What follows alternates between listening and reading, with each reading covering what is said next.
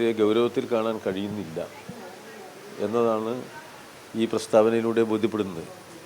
ഇത് കേരളത്തിലെ ഒരു സാമൂഹ്യ വിഷയമാണ്. ഇന്ത്യയിലാകെ ലോകത്ത് തന്നെയുള്ള ഒരു വിഷയമാണ് ഈ മനുഷ്യരും വന്യമൃഗങ്ങളും തമ്മിലുള്ള സംഘർഷം എന്നത്. അത് ചില സന്ദർഭങ്ങളിൽ വലിയ തോതിൽ നമ്മുടെ ജനജീവിതത്തിന് ബുദ്ധിമുട്ടുണ്ടാക്കുന്ന തരത്തിൽ രൂക്ഷമാവും. അത് രൂക്ഷമാവാൻ സഹായകരമായതാണ് കേന്ദ്ര ഗവൺമെൻറ് സ്വീകരിച്ചിരിക്കുന്ന നടപടിക്രമങ്ങൾ. സംസ്ഥാനത്തിന് നേരിട്ട് ഇടപെട്ട് ഓരോ സംസ്ഥാനത്തിൻ്റെയും സവിശേഷതയ്ക്കനുസരിച്ച് ഇടപെട്ട് പ്രശ്നങ്ങൾക്ക് പരിഹാരം കാണാൻ കേന്ദ്ര നിയമം തടസ്സം നിൽക്കുന്നു. ഇതാണിപ്പോൾ ഈ വന്യമൃഗ പ്രശ്നത്തിൻ്റെ കാതലായ ഭാഗം. അതാണ് നിയമപരമായ ഇടപെടൽ, വ്യവസ്ഥാപിതമായ ഇടപെടൽ ഗവൺമെൻറ് നടത്തുമ്പോൾ അതിൻ്റെ മുന്നിലെ തടസ്സം കേന്ദ്ര നയവും കേന്ദ്ര നിലപാടുകളും കേന്ദ്ര നിയമങ്ങളുമാണ്.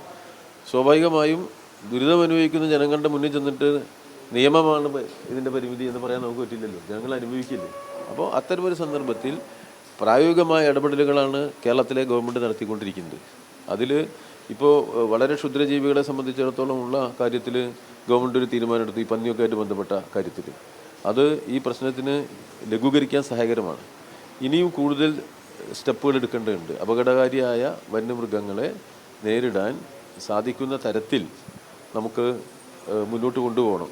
അതിന് സംസ്ഥാന ഗവൺമെൻറ് എടുക്കേണ്ട ആ മുൻകൈയാണ് ഇവിടെ മന്ത്രിസഭാ തീരുമാനത്തിലൂടെ നമ്മൾ എടുക്കേണ്ടത്. ഈ ഗവൺമെൻറ്റിന് ജനങ്ങളുമായി ബന്ധപ്പെട്ട ഒരു വിഷയത്തിലും അവസരവാദപരമായതോ അയവേറിയതോ ആയ സമീപനമില്ല. അപ്പോൾ ഈ പ്രശ്നത്തെ ഗൗരവപൂർവ്വം കേരള ഗവൺമെൻറ് കാണുന്നു എന്നതിനാണ് ഈ മന്ത്രിസഭാ തീരുമാനം വരുന്നത്.